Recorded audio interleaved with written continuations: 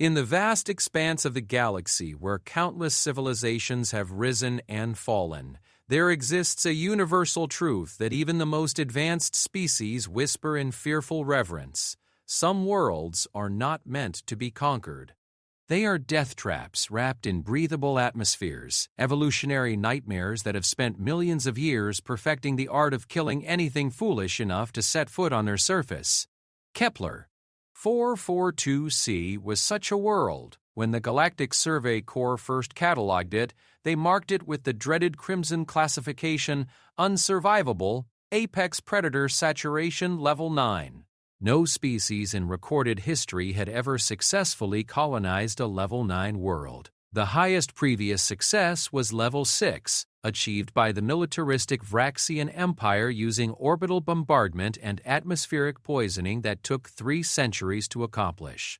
So when the distress beacon from human colony ship New Horizon went silent in Kepler, 442c's atmosphere, the galaxy mourned briefly and moved on. Another foolish species had learned the hard way that some dreams of expansion come at too high a price. That was 27 years ago. Today, as 3 separate galactic powers prepare for war in the nearby Centauri cluster, their advanced scouts are detecting something impossible from the surface of Kepler 442c. Not just human life signs, but an entire thriving civilization, cities, agriculture, industry, and most impossibly of all, the apex predators that should have wiped them out in the first week are not only still alive, they're working alongside the humans.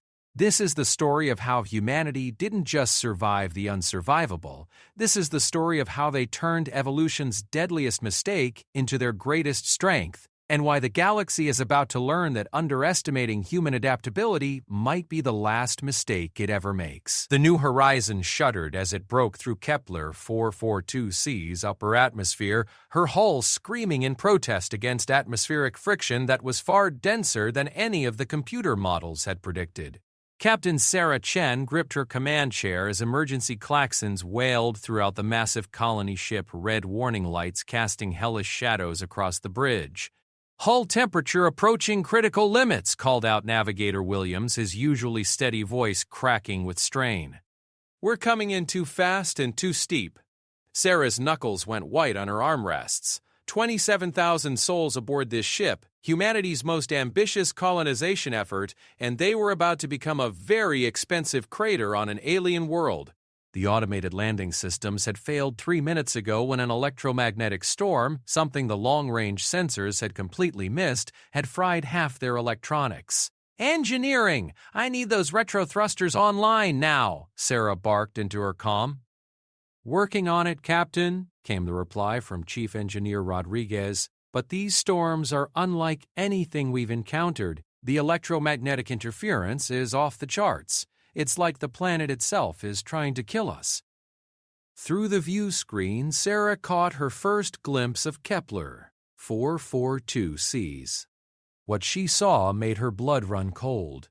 The initial survey data had described a lush, Earth-like world with abundant vegetation and diverse wildlife. What spread out below them was nothing like those sanitized reports. Massive forests stretched to every horizon, but these weren't the familiar trees of Earth. These were titanic organisms that towered hundreds of meters into the sky, their twisted branches writhing in the electromagnetic storms like living tentacles. Between them, Sarah could see movement, lots of movement. Creatures the size of buildings crashed through the undergrowth, leaving swaths of destruction in their wake. "Jesus Christ," whispered Communications Officer Park. "Look at the size of those things." Sarah followed her gaze to see something that defied comprehension. A creature easily the length of 3 football fields was emerging from what appeared to be a lake. Its hide was covered in bony plates that sparked and crackled with electrical discharges, and its roar, which somehow reached them even through the hull, was so deep it made the ship's frame vibrate. "Captain, I'm reading massive life signs across the entire continent," reported Science Officer Dr. Elizabeth Kane. "But these readings don't match anything in our databases. The bioelectric signatures alone are beyond anything we've recorded. Some of these creatures are generating electrical fields strong enough to power a small city. The ship lurched violently as another electromagnetic pulse washed over them. More systems failed, and the lights flickered ominously. "Captain, we have retro thrusters back online, but at 60% capacity," Rodriguez's voice crackled through the damaged comm system. "It's not going to be enough for a soft landing. They could try to reach orbit again, but with their damaged systems they might not make it. They could attempt to find a safer landing zone, but their fuel was nearly depleted. Or they could commit to landing here and hope that humanity's legendary adaptability would be enough to survive whatever was waiting for them on the surface. "All hands, prepare for emergency landing," she announced ship-wide. "Secure all cargo and civilian compartments." This is going to be rough. The next 10 minutes felt like hours. The ship bucked and rolled as they descended through layers of increasingly violent atmospheric disturbances. Lightning strikes hammered their hull with enough force to crack reinforced viewports. The electromagnetic storms seemed to be drawn to their ship like iron filings to a magnet. Dr. Kane's science station lit up with warnings and readings that made no sense. "Captain, I'm detecting some kind of coordinated response from the surface. It's like the entire ecosystem is reacting to our arrival." "What do you mean, coordinated?" Sarah demanded, fighting to keep her voice steady as the ship shook around them. "The electromagnetic disturbances aren't random," Kane replied, her face pale as she studied her instruments. "They're following patterns, responding to our descent trajectory. It's almost like..." Through the view screen, they caught a glimpse of something impossible. A creature with wings that spanned nearly 200 meters, its body crackling with bioelectricity. It had deliberately flown into their ship. "Evasive maneuvers," Sarah ordered, but William shook his head grimly. "No maneuvering capability, Captain. We're committed to this approach." Creatures were actually attacking their ship, drawn either by curiosity or territorial instinct. Each impact sent shock waves through the hull that they could feel in their bones. The surface rushed up to meet them with terrifying speed. Sarah could see individual trees now. If the massive organisms below could be called trees, they were more like living skyscrapers, their trunks thick as city blocks and covered in what looked like sensory organs that tracked their descent. "Brace for impact," Sarah called out. The New Horizon hit the ground at a shallow angle, her reinforced hull carving a furrow through the alien forest that stretched for nearly 2 kilometers. Trees that had stood for centuries were snapped like twigs, their falling masses creating a cacophony of destruction that could be heard for dozens of kilometers in every direction. When the ship finally came to rest, wedged between 2 massive trees and tilted at a 30-degree angle, the silence that followed was almost more terrifying than the noise had been. Sarah slowly opened her eyes, amazed to find herself still alive. Around the bridge, her officers were picking themselves up from the floor, checking for injuries and damage. Miraculously, the main structural integrity of the ship had held. "Damage report," she ordered, her voice hoarse. "We're alive, which is more than we had a right to expect," Rodriguez's voice came through the comm, clearer now that they were no longer fighting the atmospheric interference. "But we're never flying again, Captain. The main engines are completely destroyed. Life support is running on backup power, and we've got hull breaches on 17 different decks. Casualties? Surprisingly light considering. Mostly cuts and bruises, a few broken bones. The medical bay is handling it. But Captain, we need to talk about our situation." Sarah nodded grimly. She was already thinking about their situation. $20 colonists stranded on a world that seemed actively hostile to their presence, with no hope of rescue. The next supply ship wasn't due for 8 years, and even then, they'd only come if they received regular status updates that clearly weren't going to be possible now. "Dr. Kane, what are you reading from outside?" Sarah asked. The science officer's hands flew over her instruments. "The local fauna is definitely responding to our crash. I'm detecting movement all around us, large life forms approaching from multiple directions. Whatever we disturbed when we came down, we've gotten their attention." As if summoned by her words, a sound echoed through the hull that made everyone freeze. It started as a low rumble, so deep it was felt more than heard. Then it rose in pitch and volume until it became a roar that spoke of intelligence, curiosity, and barely restrained power. Through the damaged view screen, they saw their first close look at the local wildlife. A creature the size of a city bus emerged from between the fallen trees, moving with surprising grace despite its massive bulk. Its hide was a deep emerald green that seemed to shift and change color as they watched, and its eyes, intelligent eyes that seemed to burn with inner fire, fixed directly on their ship. "My God," Dr. Kane whispered. "Look at its neural structure." Sarah followed her gaze to the creature's head, where she could see patterns of bioluminescent markings that pulsed in complex rhythms.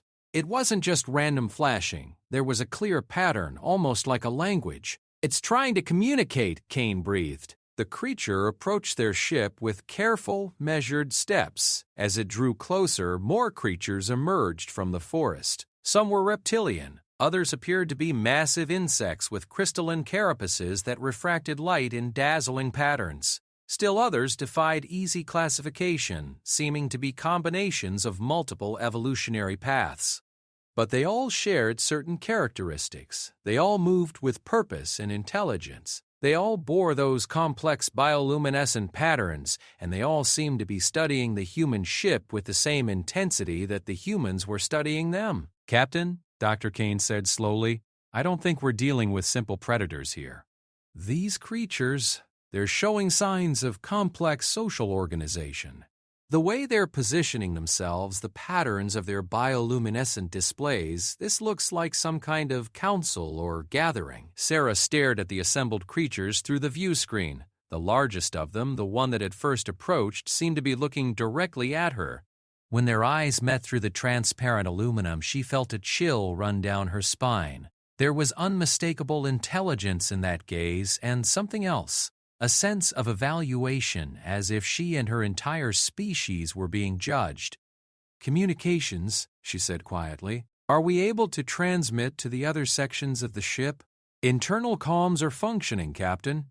"Good. I want all department heads to report to the main briefing room in 1 hour. We need to assess our situation and figure out how we're going to survive on this world."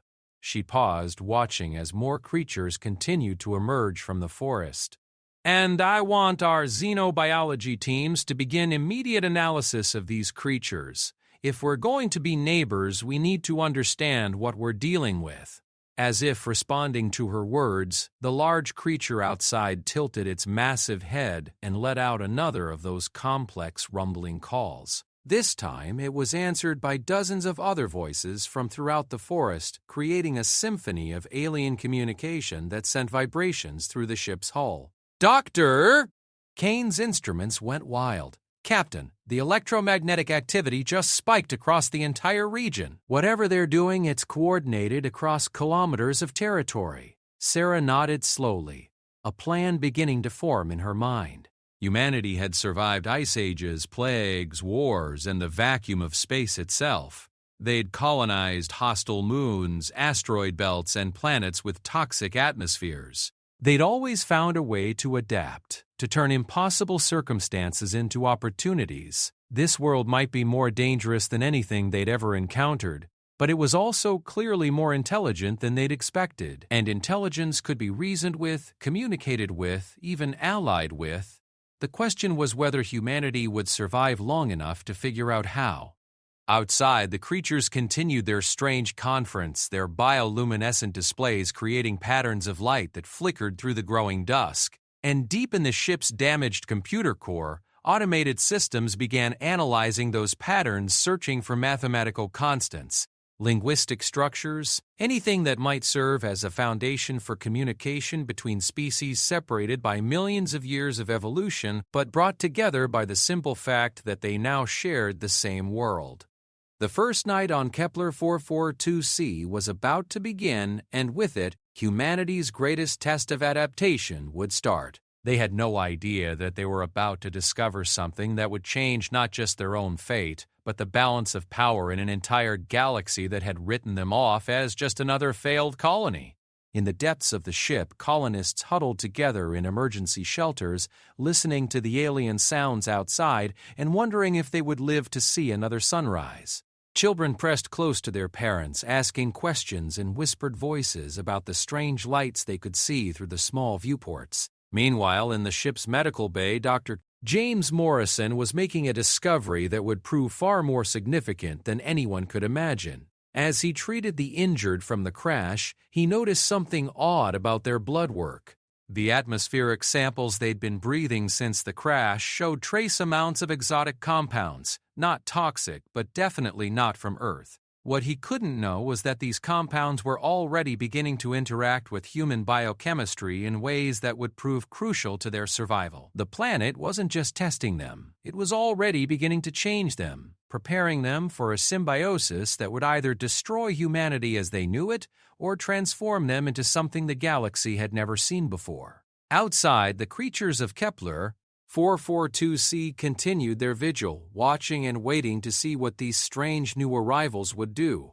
They had seen other ships fall from the sky over the millennia, ships from dozens of different species, all seeking to claim their world as their own. None had ever survived the first month. But as the alien eyes studied the human ship, sensors that had evolved over millions of years to detect the subtlest changes in their environment began to pick up something different about these particular invaders. Something in their bioelectric signatures suggested an adaptability that went beyond simple survival instinct. 442c had been waiting a very long time for visitors who might prove worthy of their world. As the first human night fell over the crash site, both species began the delicate dance of first contact that would determine whether this meeting would end in extinction or evolution. The game of survival had begun, and neither side yet understood the rules. Dr. Elizabeth Kane hadn't slept in 36 hours, but adrenaline and scientific curiosity kept her eyes locked on the data streaming across her multiple screens. The patterns were becoming clearer now, mathematical relationships emerging from what had initially seemed like random biological noise. "They're using Base 16 mathematics," she announced to the assembled senior staff in the ship's main briefing room. Outside the reinforced windows, they could see dozens of the massive creatures maintaining their silent vigil around the crash site.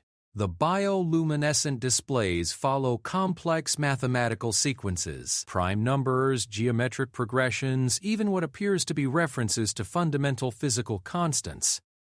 Captain Chen leaned forward, studying the translated patterns Kane had managed to decode. "You're saying they're trying to communicate using math?" "More than that," Kane replied, her voice tight with excitement and exhaustion. "They're demonstrating knowledge of advanced mathematical concepts that some human civilizations didn't develop until the 21st century. Captain, these creatures aren't just intelligent, they're scientifically sophisticated." Chief Medical Officer James Morrison cleared his throat. "Speaking of sophisticated, I need to brief everyone on some medical findings that could be relevant to our situation." He activated his own display showing complex biochemical analyses. Since the crash, every human on board has been breathing trace amounts of atmospheric compounds that don't exist on Earth. They're not toxic, but they are bioactive. "Meaning what exactly?" asked Chief Security Officer Maria Santos, her hand unconsciously resting on her sidearm. "Meaning they're already interacting with our biochemistry in measurable ways," Morrison continued. "Enhanced neural conductivity, improved reflexes, increased cellular regeneration rates. It's as if this planet's atmosphere is designed to enhance biological functions." Engineer Rodriguez frowned. "Enhanced how? Are we talking about mutations?" "Not mutations," Morrison said carefully. "More like optimizations. The compounds seem to be triggering dormant genetic sequences in human DNA, sequences we didn't even know existed. It's almost as if our genetic code was prepared for this kind of environmental interaction." Captain Chen felt a chill run down her spine. "How long before these changes become irreversible?" "I don't know," Morrison admitted. "But Captain, I don't think we should assume these changes are harmful. The injured from the crash are healing remarkably fast. Colonist Sarah Martinez had a compound fracture that should have taken months to heal. It's already showing signs of complete regeneration after just 2 days." Before anyone could respond, the ship's communication system crackled to life with an incoming transmission from one of their external sensor arrays. "Captain, this is Survey Team Alpha," came the voice of Lieutenant Commander Jackson. "We've got a situation out here that you need to see." "What's your status, Alpha?" Chen replied. "We're about 2 kilometers from the crash site conducting perimeter reconnaissance as ordered. But Captain, we're not alone out here. We've got, well, I guess you'd call them escorts." Kane's eyes widened. "Escorts? 3 of the large creatures have been following us for the last hour. They're maintaining a distance of exactly 50 meters, moving when we move, stopping when we stop. But Captain, that's not the strange part. Go ahead, Jackson. They've been clearing the path ahead of us. We encountered what looked like a pack of smaller predators about an hour ago. Things with too many teeth and a bad attitude. Before we could even react, our escorts intervened. They didn't kill the predators, just redirected them. It was like watching traffic cops directing dangerous wildlife away from a school zone." Santos leaned into her comm unit. "Jackson, are you saying these creatures are protecting you?" "That's exactly what I'm saying, Chief. And it gets stranger. We found something about a kilometer northeast of our position. You need to see this." The transmission switched to visual feed from Jackson's helmet camera. What they saw made everyone in the briefing room fall silent. Carved into a massive stone outcropping was what could only be described as a star map. But this wasn't primitive artwork. It was a sophisticated three-dimensional representation of local stellar cartography, complete with orbital mechanics and what appeared to be trajectory calculations. "My God," Kane whispered. "They know about space travel." The camera panned across the stone surface, revealing more carvings. Ships of various designs, some clearly not of local origin, were depicted in what appeared to be landing scenarios. Some ships were shown intact, their crews apparently surviving. Others were shown being destroyed by the planet's creatures. "Captain," Jackson's voice came through the comm, "I think this is a historical record, a log of previous visitors to this planet." Kane's fingers flew over her analysis tools. "Jackson, can you get closer readings on those ship designs? I want to compare them to our xenoarchaeology databases." As Jackson's team moved closer to the stone carvings, the 3 escorting creatures positioned themselves in a protective perimeter, their bioluminescent patterns shifting to what Kane was beginning to recognize as a caution configuration. "The ship designs match 3 different species in our contact database," Kane announced after several minutes of analysis. "The Vraxian Empire attempted to colonize this world about 400 years ago. The Tellurian Confederation tried it 200 years ago, and the Zephyrian Collective made an attempt just 75 years ago. What happened to them?" Chen asked. Kane's face was grim as she studied the carvings more closely. According to this, the Vraxians and Tellurians were rejected. The carvings show their ships being systematically destroyed. But the Zephyrians, she paused, zooming in on a particular section of the stone record. The Zephyrians seem to have achieved some kind of coexistence before disappearing. Disappeared how? The final carving shows Zephyrian figures alongside the local creatures, but then the record just stops. No indication of destruction, no signs of conflict. They just vanished from the historical record. Maybe they didn't vanish, maybe they integrated. Before anyone could ask what he meant, alarms began blaring throughout the ship. The external sensor array lit up with contacts approaching from multiple directions. "Captain, we've got massive movement all around the perimeter," reported sensor operator Willis from the bridge. "Dozens of large creatures converging on our position." Santos was already moving toward the door. "I'll mobilize security teams." "Belay that order," Chen commanded. "Let's see what they want before we start pointing weapons at them." Through the briefing room's windows, they watched as creatures emerged from the forest in greater numbers than they'd yet seen. But these weren't the same species that had been maintaining the vigil around their ship. These were different, larger, more heavily armored, moving with the coordinated precision of a military formation. Kane's instruments went wild as she tried to analyze the approaching creatures. "Captain, the bioelectric signatures from these new arrivals are off the charts. They're generating coordinated electromagnetic fields that are interfering with our sensors." The lead creature, a massive organism that seemed to be part reptile, part insect, and part something else entirely, approached to within 100 meters of the ship before stopping. Its bioluminescent displays began pulsing in complex patterns that were unlike anything they'd recorded before. "It's a different language," Kane breathed. "More complex, more sophisticated." "Captain, I think we're meeting the local leadership." As if summoned by the new arrival's communication, the creatures that had been maintaining the vigil around their ship began responding with their own bioluminescent displays. What followed was clearly a conversation, a rapid exchange of lights and patterns that spoke of complex social dynamics and sophisticated intelligence. "Jackson, are you getting this?" Chen asked. "Affirmative, Captain. Our escorts have joined the conversation. Whatever's being discussed, it involves us."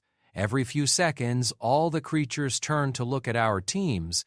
Kane was working frantically to decode the exchange. "Captain, I'm picking up mathematical references that correlate to our own measurements. They're sharing data about us, our biosignatures, our technology level, our behavior patterns." "Are we being evaluated?" Chen asked. "More than that," Kane replied. "I think we're being judged." The conversation between the creatures continued for nearly an hour. During that time, Survey Team Alpha reported that their escorts had positioned themselves protectively around the human team, clearly indicating which side of any potential conflict they would support. Finally, the exchange ended. The massive leader of the new arrivals approached even closer to the ship, stopping just outside effective weapons range, a distance that seemed calculated to show both respect and caution. Then it did something unprecedented. It reared up on its hind legs, bringing its head level with the ship's main viewports, and looked directly at Captain Chen through the transparent aluminum. Kane's instruments detected a focused bioelectric pulse emanating from the creature's neural centers. "Captain, it's trying to establish direct neural contact. Is that safe?" Chen asked Morrison. "I don't know," the doctor replied, "but given the atmospheric changes we're already experiencing, we might not have much choice in the matter." Chen made a decision that would later be seen as one of the pivotal moments in human history. She moved to the viewport and placed her palm against the transparent aluminum, looking directly into the creature's intelligent eyes. The moment of contact was electric, literally. Chen felt a surge of sensation that was part communication, part empathy, and part something else entirely. Images flashed through her mind. The planet's history, the rise and fall of previous visitor species, the complex ecosystem that had evolved not just biological sophistication but genuine civilization. She saw the truth about Kepler 442c. This wasn't just a world with dangerous wildlife. It was a world inhabited by a collective intelligence that had spent millions of years developing tests for potential new members of their planetary community. Every species that had attempted to colonize this world had faced the same trial.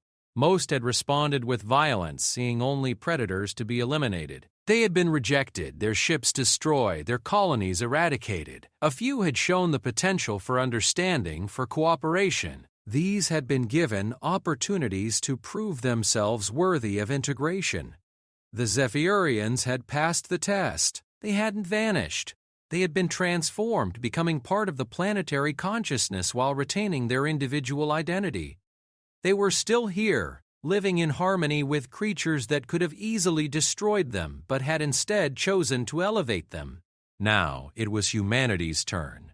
As the neural connection faded, Chen found herself back in the briefing room, her hand still pressed against the viewport. The massive creature outside had backed away slightly, its bioluminescent patterns now pulsing in what Kane identified as an expression of cautious optimism. "Captain," Kane said urgently, "I'm reading massive changes in the electromagnetic patterns across the entire region. Whatever just happened, it's triggered a planet-wide response." Knowing that her next words would determine the fate of every human on Kepler 442c. "The creatures aren't trying to kill us," she announced. "They're testing us. This planet has a collective intelligence that evaluates potential new members of its community. We can fight it and die, or we can try to prove we're worthy of acceptance." Santos frowned. "Captain, with respect, how do we know this isn't some kind of psychological manipulation, a way to get us to lower our defenses before they attack?" because Chen replied, "If they wanted us dead, we'd already be dead. We've seen what these creatures are capable of. They could have destroyed our ship completely when we crashed. They could have prevented us from establishing any kind of perimeter. Instead, they've been protecting our survey teams and trying to communicate with us." Morrison nodded slowly. It would explain the atmospheric compounds. "They're not accidentally affecting us. They're preparing us for some kind of biological integration. So what do we do?" Rodriguez asked. Chen looked around the room at her senior staff, then out at the assembled creatures maintaining their vigil outside. "We do what humans have always done when faced with the impossible. We adapt." The next phase of humanity's test was about to begin, and it would require them to abandon everything they thought they knew about survival, cooperation, and what it meant to be human. The creatures of Kepler 442c had offered them a choice: evolve or perish. Humanity was about to discover which option they would choose. 3 weeks after first contact, Dr. James Morrison stood in what had once been the ship's medical bay and marveled at transformations that should have taken years to accomplish. The space had been expanded into the ship's cargo holds to accommodate not just human patients, but the injured creatures that had begun arriving for treatment. The first creature had appeared 5 days ago. A juvenile of one of the smaller species, its crystalline carapace cracked and bleeding a luminescent fluid that served as both blood and a complex communication medium. The creature's escorts had simply deposited it near the ship's emergency airlock. Morrison had faced a choice that embodied humanity's entire situation on Kepler. 442c. Help the creature and risk exposure to unknown alien biology, or refuse and potentially destroy any chance of building trust with their planetary hosts. He had chosen to help it. Now, as he watched human medics working alongside what he'd come to think of as their medical consultants, creatures whose understanding of biological systems exceeded anything in human medical texts, Morrison realized that choice had fundamentally altered the trajectory of human survival on this world. "Morrison," called Jenny Park, one of his most skilled medics, "you need to see this." Morrison approached the treatment area where Park was working with both a human patient and one of the smaller indigenous creatures.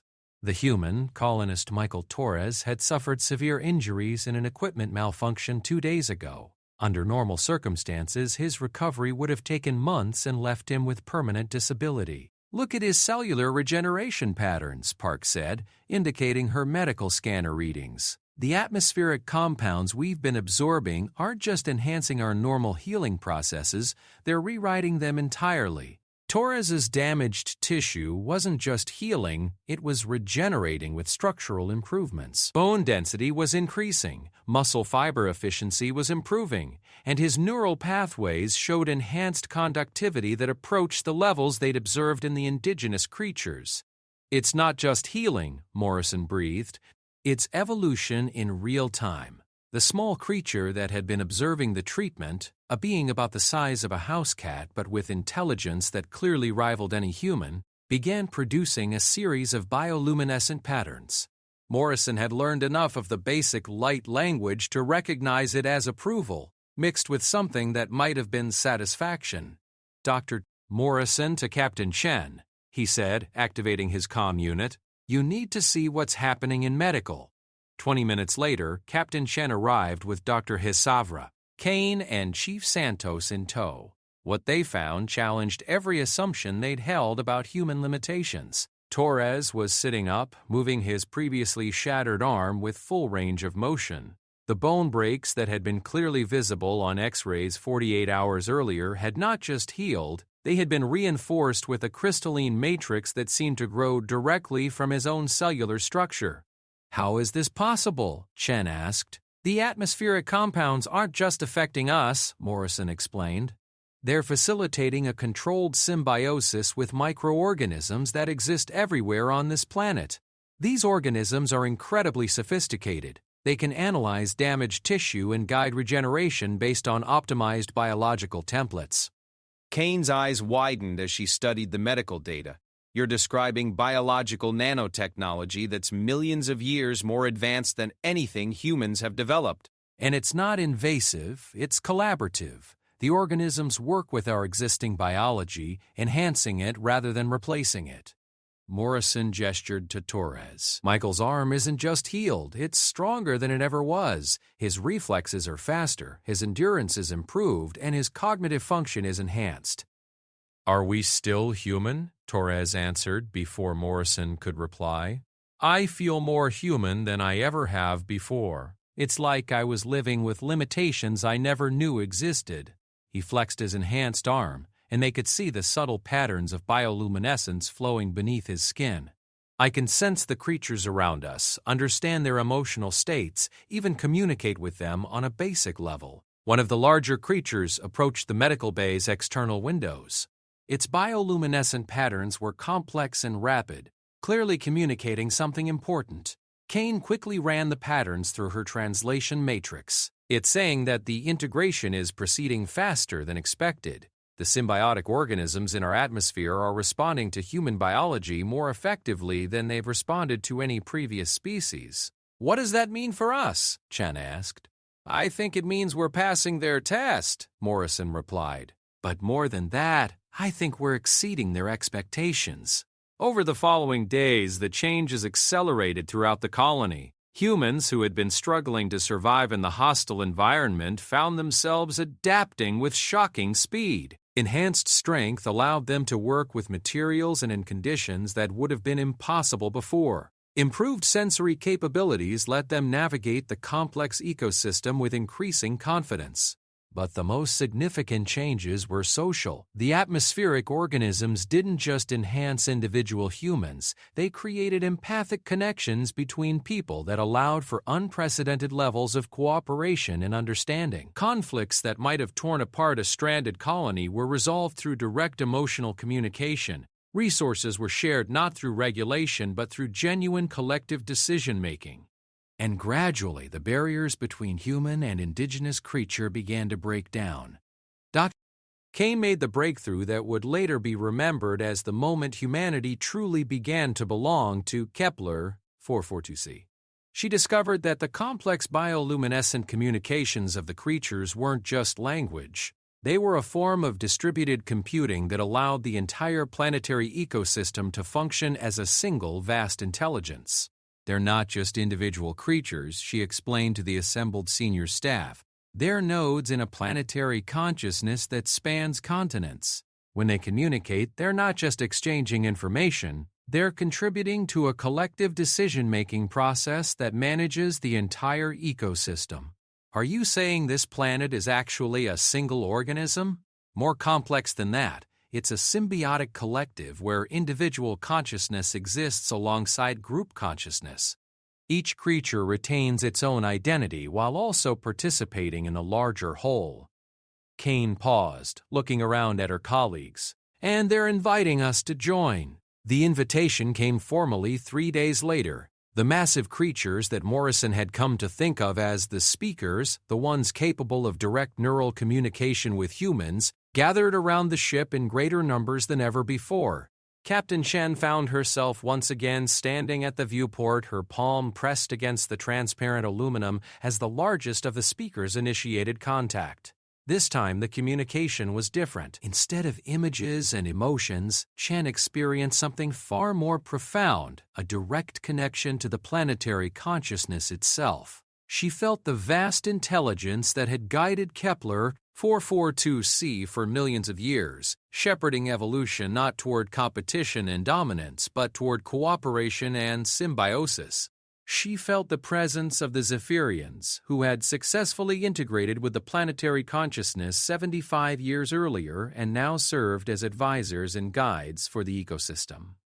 And she felt the genuine hope that humanity might become the next successful addition to this grand experiment in collective consciousness.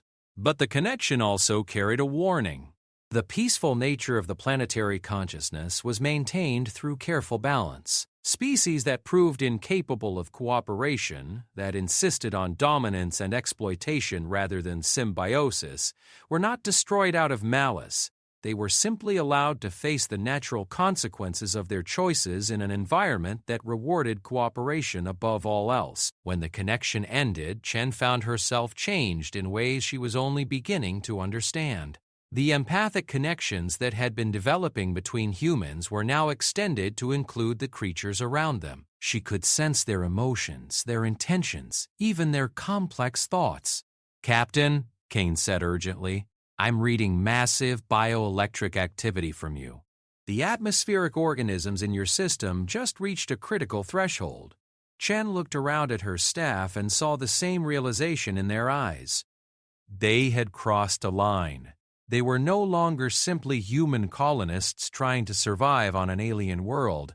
They had become something new, something that had never existed before, a bridge between human consciousness and the vast planetary intelligence of Kepler. 442c.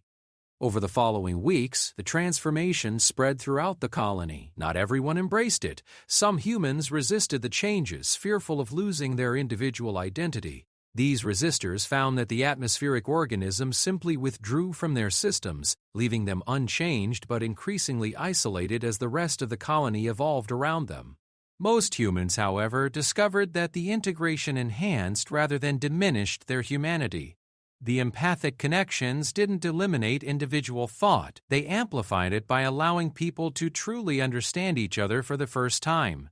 Conflicts became rare not because dissent was suppressed, but because genuine understanding made most conflicts unnecessary. And as the humans integrated more fully with the planetary consciousness, they began to understand why Kepler 442c had evolved such a sophisticated testing system for potential new members. The galaxy was not a peaceful place. Across the spiral arms, countless species waged war for resources, territory, and dominance. Most civilizations eventually destroyed themselves or were destroyed by others.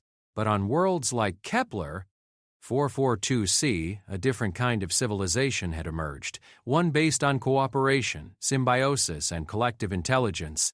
These worlds served as refuges, places where consciousness could evolve beyond the limitations of individual species. But they were also incredibly vulnerable to the kinds of aggressive civilizations that dominated the galaxy. That was why the testing was so important. New species had to prove they were capable of cooperation and growth before they could be trusted with the secrets of symbiotic consciousness. Those that passed became protectors and contributors to something larger than themselves. Those that failed were simply prevented from doing damage to the greater whole. As the third month of integration began, Captain Chen stood in what had once been the ship's observation deck, but was now something closer to a temple or meditation space. Through the transparent walls, she could see the thriving community that had grown up around the crash site. Humans and creatures worked together on construction projects that blended technology with biology in ways that exceeded the capabilities of either species alone.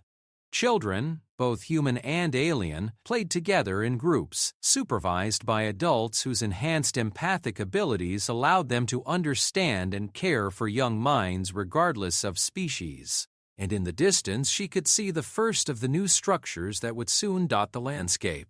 Buildings grown rather than constructed, living architecture that would adapt and evolve with the needs of their inhabitants. Captain Kane's voice came through the integrated communication system that now functioned as much through bioelectric impulses as through traditional electronics. "We're receiving a transmission from orbit. After 3 months of isolation, contact from space could mean many things: rescue, investigation, or potentially threat." "What's the source?" Chen asked. "It's a Galactic Survey Corps vessel," Kane replied. "They're requesting permission to land and investigate our status." Chen felt the planetary consciousness stir with interest and caution. The Galactic Survey Corps represented the kind of militaristic, dominance-based thinking that Kepler 442c had learned to be wary of. But they also represented an opportunity, a chance to demonstrate that there was another way to exist in the galaxy. "Open a channel," Chen commanded. "Let's see what they want." The response that came from orbit would mark the beginning of humanity's role as ambassadors between two fundamentally different approaches to civilization. and unknown to anyone on either side of the communication, it would be the first step toward a transformation that would eventually reshape the balance of power across the entire galaxy. The real test of humanity's integration with Kepler 442c was about to begin. Commander Vex Thorn of the Galactic Survey Corps ship Dominion's Edge stared at his tactical display with growing disbelief. According to every sensor reading his advanced warship could generate, the human colony on Kepler 442c shouldn't exist. "Run the scans again," he ordered his sensor operator, a precise Altarian whose 4 arms moved in perfect coordination across his instruments. "Confirmed readings, Commander," the Altarian replied in his species' characteristically clipped tones, human life signs numbering approximately 27,000. But the bioelectric signatures are unlike anything in our databases.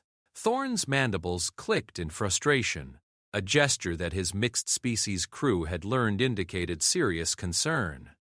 As a member of the Krillian military caste, he had overseen the cleanup of 17 failed colony attempts on Level 7 and 8 worlds. Kepler 442c was classified as Level 9, unsurvivable. No species in galactic history had ever successfully established a permanent presence on a Level 9 world. "What about the indigenous life forms?" he asked. "That's where it gets strange, Commander," replied Lieutenant Sarah Nova, his human intelligence officer, one of the few humans who had achieved rank in the Corps through exceptional service to non-human governments. "The apex predators are all still present, but they're not behaving according to established patterns." "Explain." Nova highlighted sections of the sensor data on the main display. Normally, apex predator populations on Level 9 worlds show extreme territorial behavior, constant conflict, high metabolic stress from continuous hunting. What we're seeing here is more like organized cooperation. Commander Thorn's tactical analysis subroutines, genetically engineered into his brain since birth, processed this information with growing alarm. Organized cooperation among apex predators could mean only one thing: external control. And external control of Level 9 predators suggested technology far beyond anything the Galactic Corps had encountered.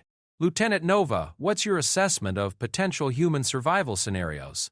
Nova hesitated before responding. As one of the few humans in Corps service, she was acutely aware that her species was considered little more than an interesting biological curiosity by most of the galactic community. Humans were adaptable, certainly, but they lacked the physical advantages or technological sophistication of the major galactic powers. "Honestly, Commander, there's no scenario in our tactical databases where primitive humans could survive 3 months on Kepler 42c without significant external assistance." "Then we need to determine who or what is providing that assistance," Thorn decided, "and whether it represents a threat to galactic stability." What Commander Thorn couldn't know was that his ship's arrival had triggered a planet-wide discussion among the collective consciousness of Kepler 442. Through bioelectric networks that spanned continents, millions of intelligent beings were participating in a debate that would determine not just the fate of the arriving Corps ship, but potentially the future of galactic civilization itself. On the surface, Captain Chen stood in the center of what had become the colony's council chamber, a living structure grown from modified tree organisms that could amplify and focus the bioelectric communications of its inhabitants. Around her, representatives of both human and indigenous communities shared information and perspectives through direct empathic connection. "The ship in orbit represents everything we've moved beyond," transmitted Dr. Kane, her thoughts carrying emotional undertones of concern and determination. "Hierarchical command structures, resource competition, the assumption that dominance is the natural state of intelligent life." "But they're also an opportunity," replied Morrison, his enhanced medical perspective allowing him to sense the complex biological and emotional states of everyone in the chamber. "If we can demonstrate that cooperation is not only possible but superior, we might be able to influence how they approach other worlds, other species. The indigenous speakers added their own perspectives, memories spanning millions of years of evolution, the rise and fall of countless civilizations, and the gradual development of the collective consciousness that now guided Kepler 442c. Through the shared connection, Chen felt the weight of decision settling on her shoulders. As the ranking human officer, she was still recognized as a leader, but now leadership meant facilitating consensus rather than issuing commands. "The core ship will want to investigate our survival," she transmitted to the assembly. "They'll expect to find either advanced technology we're hiding or evidence that we've been conquered by a superior alien force." "They won't be prepared for the truth," then perhaps suggested one of the elder speakers. "It's time they learned a new truth." The response to Commander Thorne's landing request came not from Captain Chen, but from the collective consciousness itself.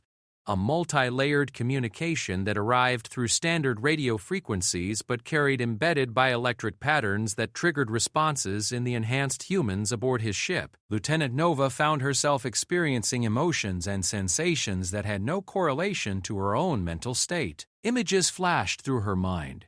Vast forests teeming with intelligent life. Creatures and humans working together on projects that seemed to blend biology and technology in impossible ways. Children of multiple species playing together under the guidance of empathically connected adults.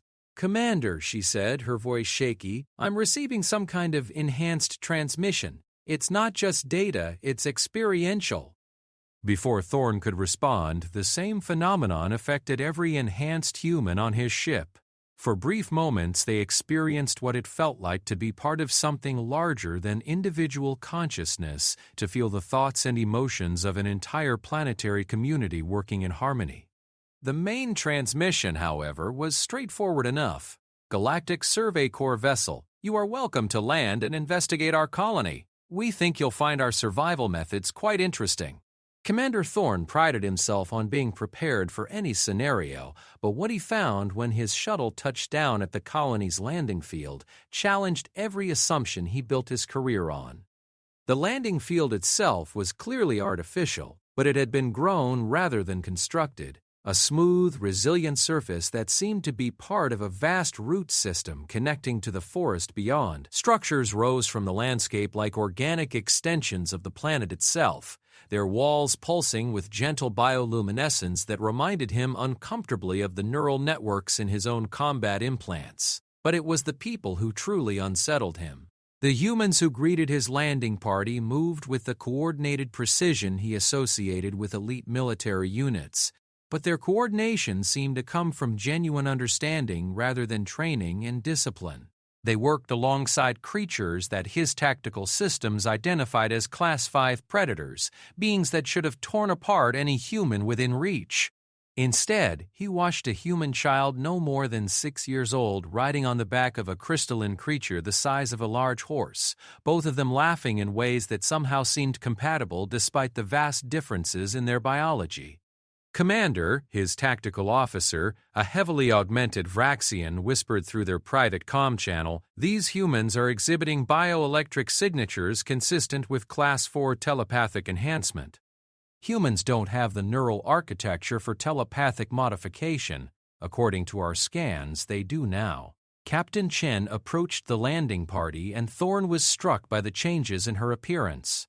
She still looked recognizably human, but there was something else there now, a sense of awareness and capability that reminded him of the most advanced members of the galactic community. "Commander Thorne," she said, somehow knowing his name without introduction. "Welcome to New Harmony. We've been looking forward to showing someone from the Corps what we've accomplished here. Captain Chen, I presume? Your survival here is unexpected. Our records indicate this world is classified as unsurvivable for any known species." Chen smiled. "Your records are based on the assumption that survival requires conquering the environment. We chose a different approach." Over the following hours, Thorne and his landing party were given a tour that systematically dismantled every preconception they held about survival, civilization, and the nature of intelligence itself. They visited construction sites where humans and aliens worked together to grow buildings that could adapt their own structure to changing needs. They observed agricultural systems where plants had been convinced to modify their own genetics to provide optimal nutrition while simultaneously cleaning and enriching the soil they grew in. They met children who could communicate fluently with alien species not through translation technology, but through direct empathic connection. They watched elderly humans whose integration with the planetary consciousness had extended their lifespans and enhanced their cognitive abilities to levels that exceeded most galactic species. But the real revelation came when Chen led them to the council chamber. "This is where we make decisions," she explained as they entered the living structure, not through hierarchical command or majority rule, but through genuine consensus based on shared understanding. "How is that possible with so many different perspectives?" asked Lieutenant Nova.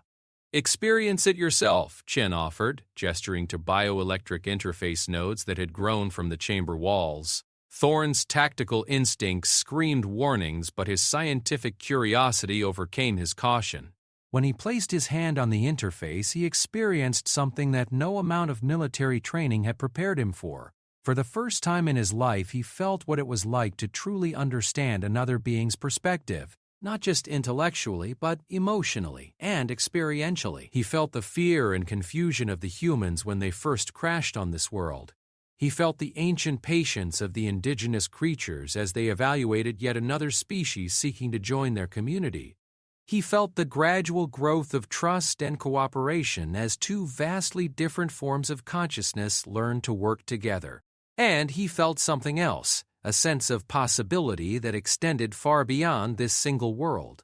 When he withdrew from the interface, Thorn found himself fundamentally changed. The rigid certainties that had guided his military career suddenly seemed arbitrary and limiting. The hierarchical structures that defined galactic civilization appeared not as natural law, but as choices that could be made differently.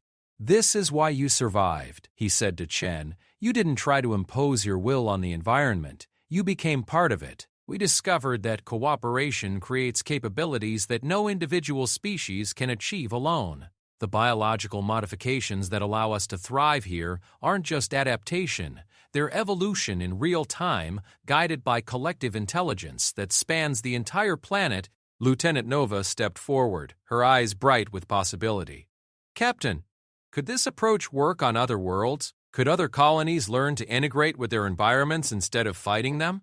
On whether the galactic community is ready to consider alternatives to dominance-based civilization, Commander Thorn realized he was facing a decision that would affect not just his own career, but potentially the future of galactic development. His orders were to investigate the colony and report back on any threats or opportunities it might represent. He could classify New Harmony as a low-priority curiosity and recommend minimal contact. He could declare it a potential threat and recommend military intervention.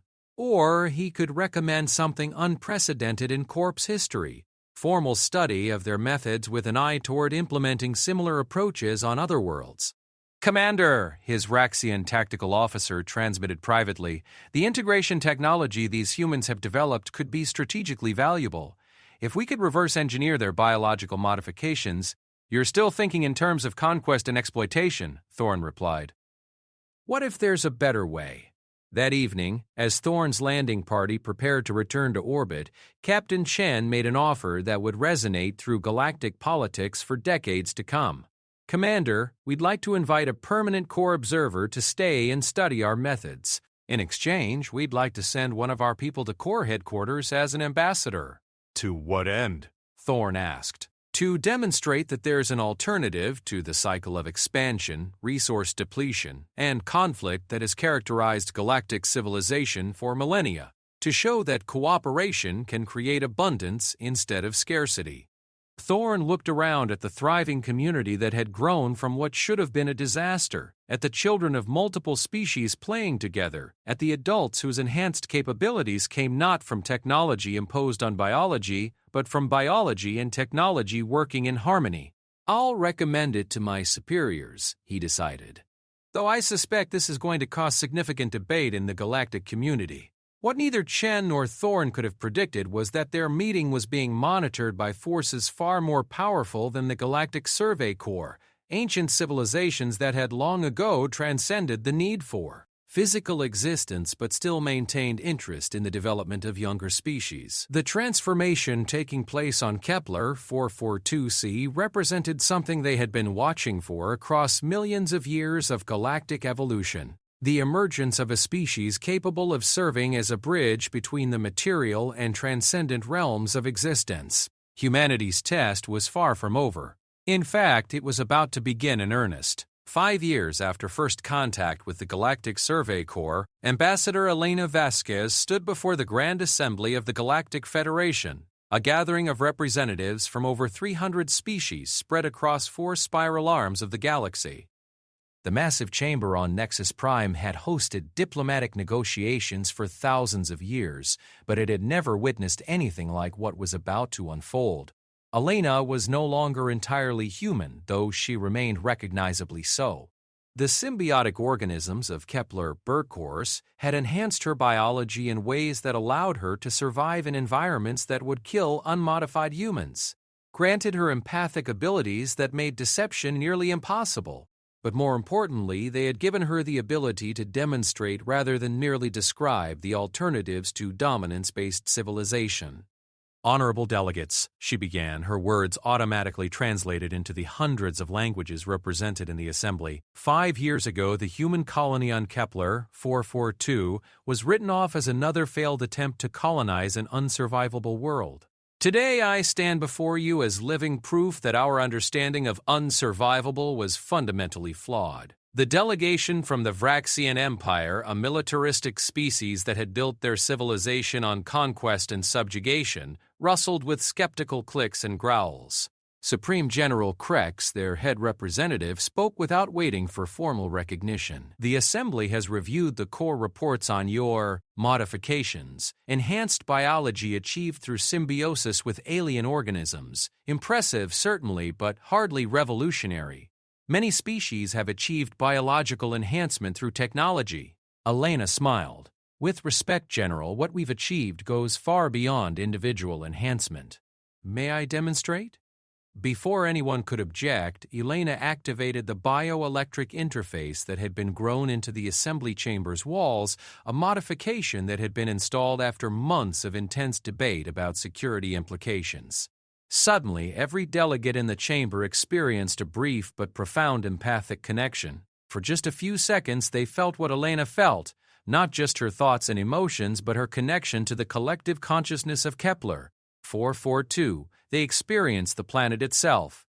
The vast intelligence that coordinated weather patterns to optimize growing conditions for all species. The communication networks that allowed creatures separated by thousands of kilometers to coordinate responses to environmental changes. The deep sense of belonging that came from being part of something larger than individual existence. But more than that, they felt the perspective of the other human colonists, the indigenous creatures, even the Zephyrians who had integrated with the planetary consciousness decades earlier. They experienced what it was like to make decisions based on genuine understanding of all perspectives, to resolve conflicts through empathy rather than force, to create abundance through cooperation rather than scarcity through competition. When the connection ended, the chamber fell silent for nearly a full minute. "Impossible," whispered Counselor Thetis of the Centauran Collective, her crystalline form shifting through colors that indicated deep contemplation. "How can individual consciousness exist alongside collective awareness, the same way your individual cells function as part of your larger body while maintaining their specialized functions?" Elena replied. "Consciousness is not a zero-sum proposition. When beings choose to connect empathically, individual identity isn't lost. It's enhanced by access to perspectives and capabilities that no single consciousness could achieve alone."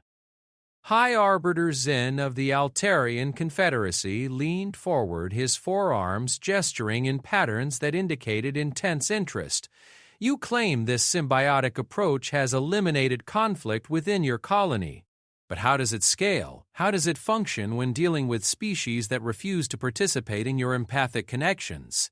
Elena had been prepared for this question, the same way any healthy immune system functions. The collective consciousness doesn't seek to force participation. It simply makes non-participation increasingly disadvantageous. When cooperation creates genuine abundance, competition for scarce resources becomes unnecessary. And when cooperation is impossible? Pressed General Krex. When you face species that are fundamentally incompatible with your empathic approach. Then we defend ourselves, Elena replied simply. But from a position of strength that comes from unity of purpose rather than fear and aggression. She activated the chamber's holographic display system to show images from Kepler 442's recent history. The assembly watched in amazement as human-alien cooperative teams terraformed hostile regions of the planet in a matter of months, turning toxic wastelands into thriving ecosystems. They saw the development of new technologies that grew rather than being manufactured, buildings that adapted their own structure to changing needs, transportation systems that used the planet's bioelectric networks to move people and goods with minimal energy expenditure. But the most impressive demonstration was yet to come. Joey Elena continued. Kepler 4. 2C was approached by a fleet of resource extractors from the Thrakari corporate hegemony. They had purchased legal extraction rights from the Galactic Trade Commission and arrived expecting to strip mine our world for rare minerals. The Thrakari delegation shifted uncomfortably. The corporate hegemony was known throughout the galaxy for their ruthless efficiency in resource extraction, often leaving dead worlds in their wake. Elena's next words sent shockwaves through the assembly. Instead of fighting them or submitting to their authority, we invited them to join our collective consciousness. 3 of their extraction ships accepted the invitation. The holographic display showed something unprecedented in galactic history. Thrakari extraction ships that had been transformed into symbiotic organisms.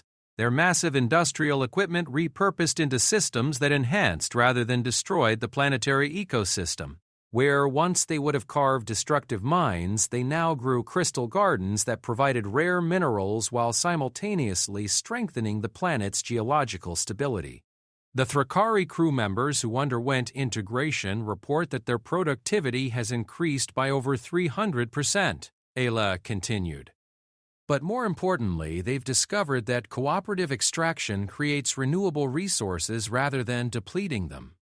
Corporate Director Maxey of the Thrakari delegation stood abruptly. This is corporate theft. Those ships were stolen and their crews brainwashed. Elena's response was measured but firm. Director Maxey, would you be willing to undergo a brief empathic connection to verify that claim? The challenge hung in the air like an electrical charge. Everyone in the assembly understood the implications. If Elena could demonstrate through direct experience that the Thrakari crew members had made their choice freely and benefited from it, it would fundamentally challenge the corporate model that dominated much of galactic commerce. The hegemony does not recognize the validity of alien psychological manipulation techniques. Then perhaps, said High Arbiter Zinn, we should arrange for independent verification. I volunteer to undergo extended observation of the Kepler 42C integration process. General Krex slammed one of his 6 fists on his desk. This assembly is being asked to legitimize a form of conquest more subtle but potentially more dangerous than any military invasion. This human claims to offer cooperation, but what she's actually describing is the assimilation of individual species into some kind of hive mind. Elena had expected this accusation and was ready with her response. General, your own military forces use neural linking technology to coordinate battlefield operations. Your soldiers maintain individual identity while sharing tactical information. What we've developed is simply a more advanced and voluntary version of technology your species already employs. But her real answer came through action rather than words. Elena activated a communications link to Kepler 442C. And suddenly the assembly chamber was filled with voices, not audible voices, but the bioelectric signatures of hundreds of beings across dozens of species. Each signature was distinct, recognizably individual, but they were harmonizing in ways that created something far more complex and beautiful than any single consciousness could achieve. The assembly experienced a symphony of minds working together while retaining their unique perspectives and capabilities. This is what we offer, Elena said as the demonstration ended. Not the loss of individual identity, but the enhancement of it through voluntary connection with others. Not the elimination of diversity, but the celebration of it through understanding. The debate that followed lasted for 3 days and fundamentally changed the direction of galactic civilization. Representatives who had entered the assembly believing that competition and hierarchy were natural law found themselves reconsidering basic assumptions about the nature of intelligent life. The final vote was closer than anyone had predicted. 347 in favor of establishing formal diplomatic relations with the Kepler. 442c collective consciousness, 298 opposed, with 89 abstentions. But the real victory wasn't the vote, it was what happened afterward. Over the following months, delegations from dozens of worlds requested permission to visit Kepler 442c and observe the integration process firsthand. Some came as skeptics seeking to debunk what they saw as dangerous propaganda. Others came as desperate leaders looking for solutions to conflicts that were tearing their civilizations apart.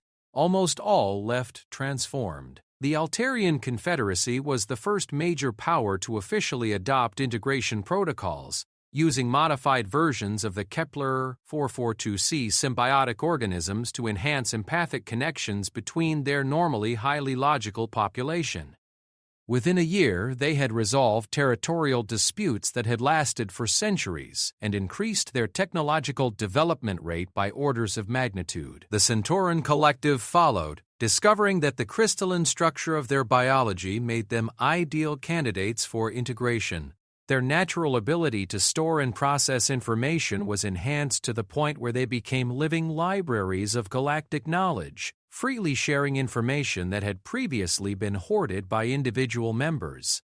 Even some members of the militaristic Vraxian Empire began to experiment with limited integration, finding that empathic connections with their troops eliminated the communication delays that had cost them numerous battles. But perhaps the most significant transformation occurred on Earth itself. When news of the Kepler 442c developments reached humanity's homeworld, it triggered intense debate about the future of human development. Some saw the symbiotic enhancements as the next stage of human evolution.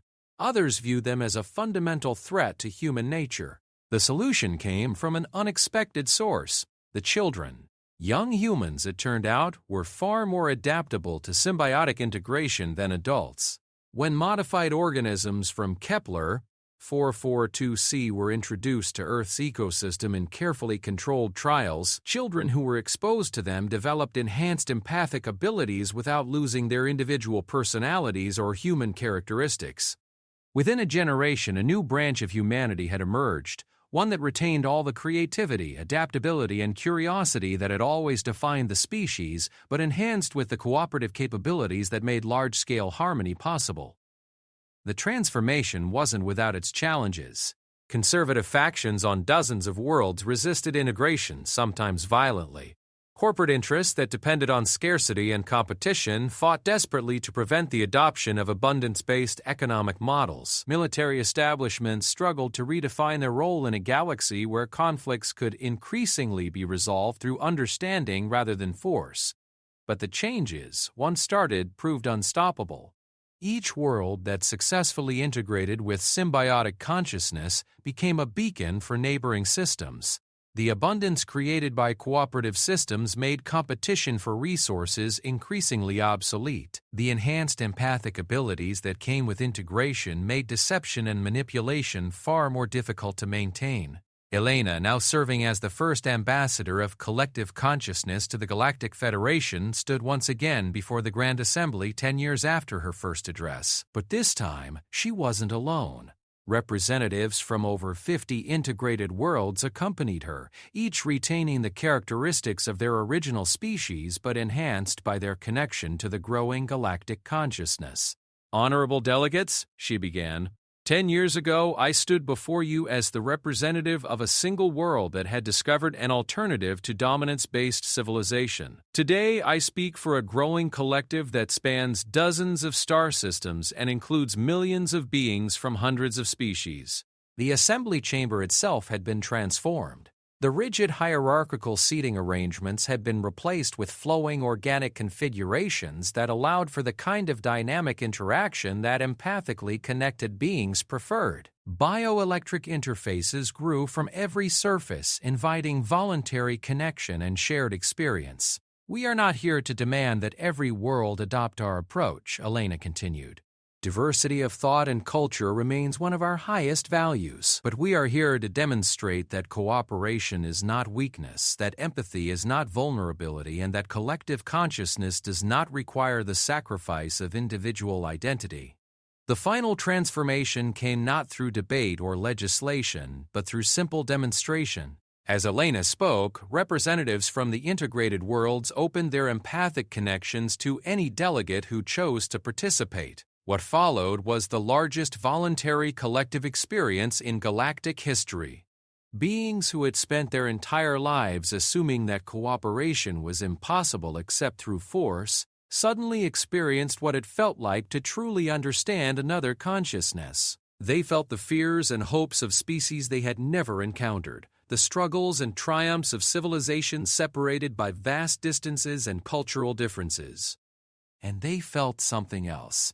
The profound peace that came from knowing that they were part of something larger than themselves, something that valued their individual contributions while offering them connection to capabilities and perspectives that no single being could achieve alone. When the connection ended, the galaxy had fundamentally changed. Over the following decades, the integration movement continued to spread, not through conquest or coercion, but through the simple appeal of abundance over scarcity, cooperation over competition, understanding over fear. The humans of Kepler 442c, who had begun their journey as failed colonists on a world that was supposed to kill them, had become the catalyst for the largest transformation in galactic history.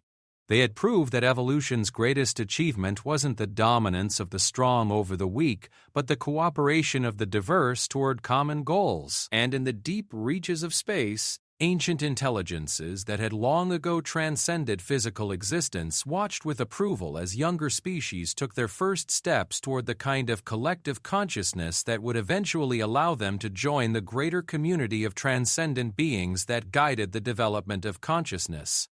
Throughout the universe, the test was complete.